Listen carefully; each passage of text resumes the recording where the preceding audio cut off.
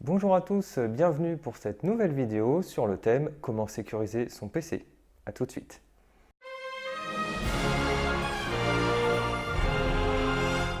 Bienvenue sur cette vidéo pour aborder le sujet qui vous intéresse tous, à savoir comment sécuriser son PC.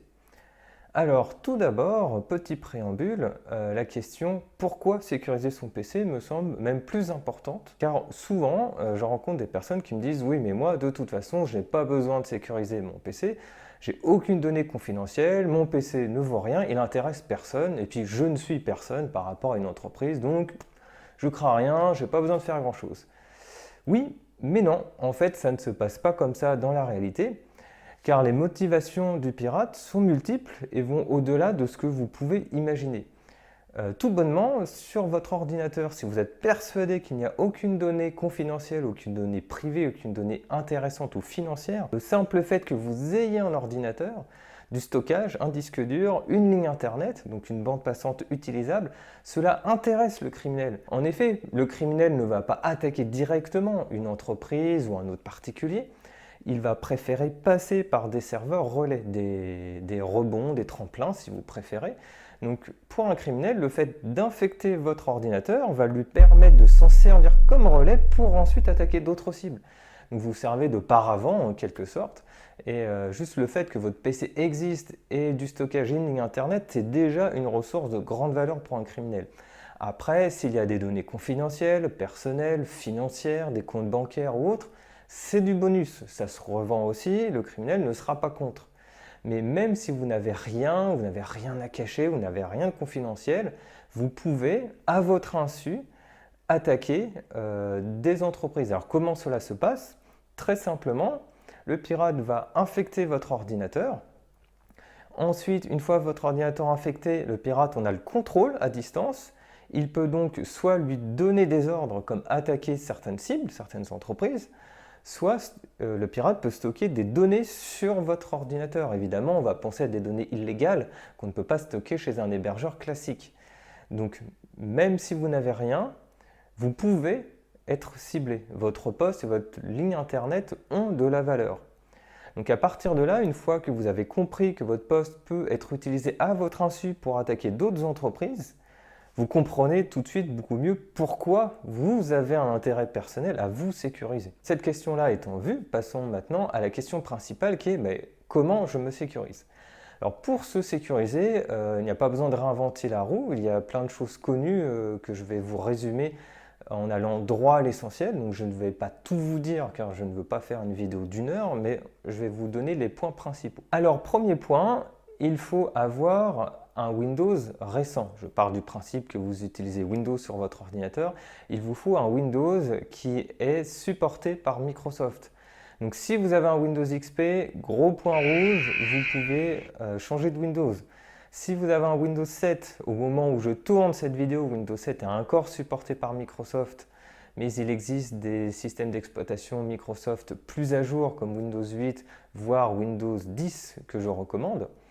À savoir qu'entre deux Windows à jour, deux Windows supportés, entre un Windows 7 et un Windows 10, donc il y a Windows Vista, Windows 8, Windows 8.1 entre les deux, donc entre Windows 7 et 10, il y a un grand écart. Eh bien, même si tous ces Windows-là sont supportés par Microsoft, de façon transparente, sous le capot, si je puis dire, il y a des améliorations de sécurité très conséquentes dans Windows 10. Donc, si votre intérêt, c'est la sécurité, vous avez un gros intérêt à migrer vers la dernière version du système d'exploitation de Microsoft. En l'occurrence, au moment où je tourne cette vidéo, c'est Windows 10. Alors, le deuxième point qui rejoint le premier, une fois que vous avez un Windows récent, ce sont les mises à jour. Par défaut, sous Windows, les mises à jour automatiques sont activées, donc normalement, les mises à jour sont appliquées sur votre système d'exploitation. Cependant, il est préférable de vérifier au cas où vous l'auriez désactivé. En effet, les pirates vont cibler les failles de sécurité connues. Donc pour ce faire, ils vont utiliser des outils, même sans connaissance particulière. On cherche une faille de sécurité, on veut l'exploiter, on prend l'outil associé et puis on peut pirater tous les postes qui ont cette faille de sécurité qui n'est pas mise à jour. Donc évidemment, la contre-mesure à ça, c'est d'appliquer les mises à jour. Donc si vous appliquez toutes les mises à jour Windows constamment, voire même de façon automatique, c'est encore mieux, vous avez un Windows non seulement récent, mais en plus qui est à jour, donc le pirate ne pourra pas utiliser de failles connues, puisque ces failles connues n'existent pas sur votre système. Petit corollaire avec ça, si je parle de mettre à jour Windows, ça sous-entend fortement que vous avez un Windows légalement acquis. En effet, un Windows piraté, téléchargé illégalement, peut potentiellement contenir un cheval de Troie, par exemple. Donc vous êtes content, vous avez économisé plus de 100 €, vous avez un Windows que vous avez pu acquérir sans le payer, ce qui est illégal, évidemment, ce qui est condamné par la loi. Mais derrière, peut-être que vous avez un cheval de Troie qui fait faire des choses à votre Windows que vous ne savez pas. Peut-être que vous avez une porte dérobée qui est ouverte pour un pirate. Vous n'avez aucun moyen de le vérifier à partir du moment où vous n'avez pas un Windows officiel.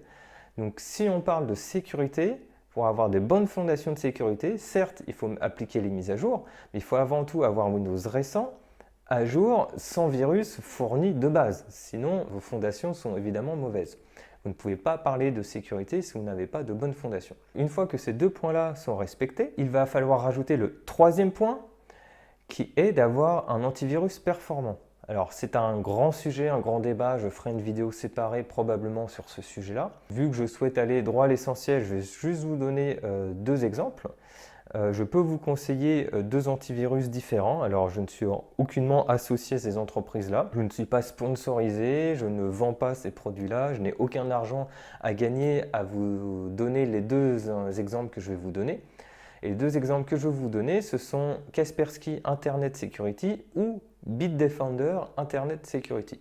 Ce sont deux antivirus très bons pour les particuliers, qui sont très efficaces avec leur configuration par défaut et qui ne nécessitent pas d'expertise dans le domaine.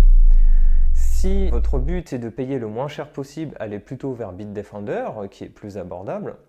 Si votre but, c'est plutôt de personnaliser votre antivirus, donc là c'est le niveau un petit peu au-dessus, c'est pas pour monsieur et madame tout le monde, dans ce cas Kaspersky est plus approprié.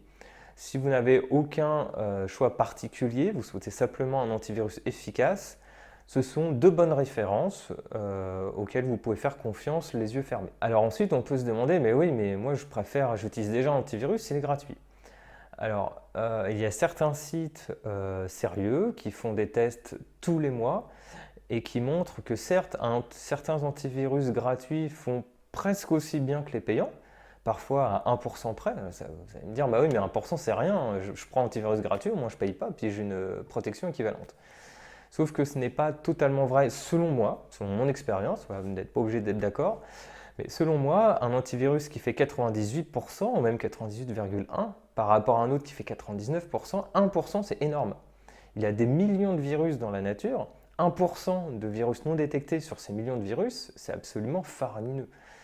Donc même si aucun antivirus ne peut en réalité vous protéger de 100% des virus, même si vous voyez 100% dans certains tests, c'est 100% des virus testés, pas des virus existants évidemment, il y a quand même une différence plus ou moins importante entre les deux. Ensuite, autre point, je vous conseille d'utiliser un navigateur sécurisé. Alors ce que je veux dire par là, c'est d'utiliser par exemple Google Chrome que je vous conseille au niveau sécurité. Au niveau vie privée, après c'est encore un autre sujet où il faut voir dans les paramètres, je ferai peut-être une vidéo à ce sujet. Mais Google Chrome vient de Google qui dépense énormément d'argent pour améliorer la sécurité de son navigateur. Google ne plaisante pas avec ça, ils mettent beaucoup de moyens. Donc évidemment à côté il y a beaucoup de chercheurs qui trouvent beaucoup de failles, donc c'est toujours le jeu du chat et la souris, et il y a beaucoup de failles de trouver qui sont corrigées. Google non seulement les corrige mais crée d'autres mesures pour rendre plus difficile l'exploitation de son navigateur. Donc vous avez au final un navigateur sécurisé avec une entreprise qui met de l'argent dans la sécurité. Alors pourquoi je parle de Google Chrome? Parce que si vous utilisez par exemple Internet Explorer parce que c'est livré avec Windows et que c'est le navigateur par défaut, eh bien je vous le déconseille si c'est la sécurité qui est votre priorité. Alors après, Microsoft a sorti un autre navigateur qui s'appelle Edge dans Windows 10. Dans le doute, je vous préconise plutôt Google Chrome qui en plus de cela se met à jour automatiquement, vous n'avez strictement rien à faire. Il dispose d'un lecteur PDF intégré qu'il met à jour aussi automatiquement. Sur le marché des navigateurs, Quand Google prend une décision, en général, les autres navigateurs suivent derrière. Donc c'est une valeur sûre en ce qui concerne la sécurité. Enfin, le dernier point que je veux aborder dans cette vidéo, c'est votre messagerie personnelle, votre webmail que vous pouvez avoir, peu importe, chez Yahoo, ce que j'ai conseillé fortement, La Poste, Gmail, ProtonMail, peu importe ce que vous utilisez, votre messagerie peut être utilisée contre vous. Alors, comment ça? Eh bien, vous vous inscrivez, j'en suis sûr, sur Internet, à plein de forums, des sites, vous achetez sur des sites marchands, vous vous inscrivez sur d'autres sites, sur des newsletters, bref, vous avez 50 comptes éparpillés un petit peu partout sur tout Internet. Vous ne pouvez pas garantir la sécurité sur tous les sites où vous vous inscrivez, ça n'est pas possible. Et si un pirate réussit à pirater un des sites où vous êtes inscrit, et je vous le dis tout de suite, ça arrive tous les jours, que vous en entendiez parler ou pas, eh bien, ce qu'il se passe, c'est que le pirate va récupérer quoi? Eh bien, votre adresse mail, qui est toujours soit en identifiant directement, soit enregistrée dans votre profil, et le mot de passe du site. Et quel premier truc que fait le pirate? Eh bien, si vous avez une adresse Gmail par exemple, il essaye de se connecter sur votre adresse Gmail, puisqu'il a votre adresse, avec le mot de passe du site. Et si vous avez utilisé le même mot de passe entre le site et votre adresse mail, eh bien bingo pour le pirate, il est rentré dans votre webmail, il a accès à tous vos mails, qui peuvent comporter des correspondances privées, bien sûr, mais pourquoi pas des coordonnées bancaires, des mots de passe envoyés alors que vous êtes inscrit à d'autres sites. À partir d'un site piraté, il y a des dégâts collatéraux qui vont faire que tous vos autres comptes vont être piratés. Donc comment stopper cet effet domino à la racine? Ce qu'il faut faire dans ces cas-là, c'est d'avoir un mot de passe de messagerie unique, utilisé nulle part ailleurs. Ce mot de passe non seulement doit être unique, mais il ne doit pas avoir de sens.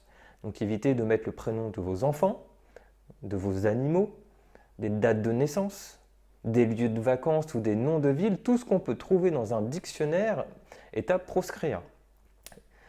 Une méthode, et je ferai une vidéo détaillée sur le sujet pour créer un mot de passe sécurisé, c'est de construire une phrase qui peut être idiote ou pas, du style j'aime le chocolat du boulanger qui habite 18 rue Charles de Gaulle par exemple.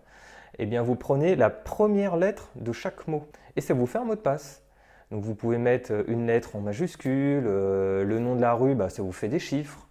Peut-être que vous rajoutez un point d'exclamation à la fin de la phrase parce que c'est une phrase où vous êtes exclamé dedans.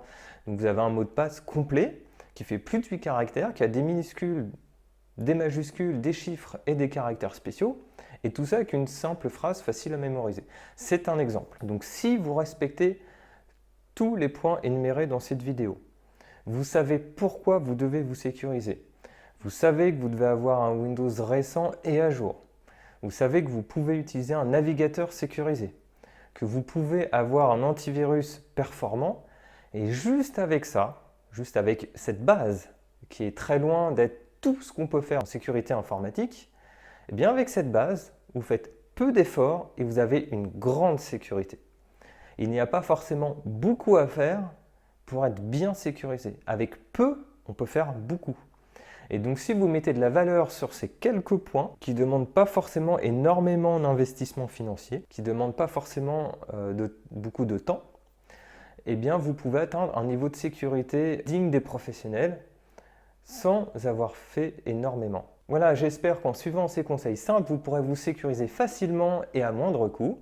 J'espère que vous avez apprécié cette vidéo qui est sur la fin. Si vous êtes intéressé par avoir plus d'étapes plus détaillées sur comment sécuriser votre ordinateur, dans les commentaires, vous avez le lien vers un guide d'informatique que j'ai réalisé, qui est un guide informatique personnel en 10 étapes qui vous permet de vous sécuriser avec 10 mesures graduées, du plus facile au moyen au plus difficile, et qui vous permettra de creuser le sujet si vous souhaitez investiguer un peu plus et vous sécuriser plus que ce que j'ai expliqué dans cette vidéo. N'hésitez pas à appuyer sur le petit pouce si vous avez aimé la vidéo. N'hésitez pas non plus dans les commentaires à poser vos questions ou à parler des sujets que vous voudriez voir abordés dans de prochaines vidéos. Sur ce, je vous remercie d'avoir regardé cette vidéo et je vous souhaite une bonne journée. Merci.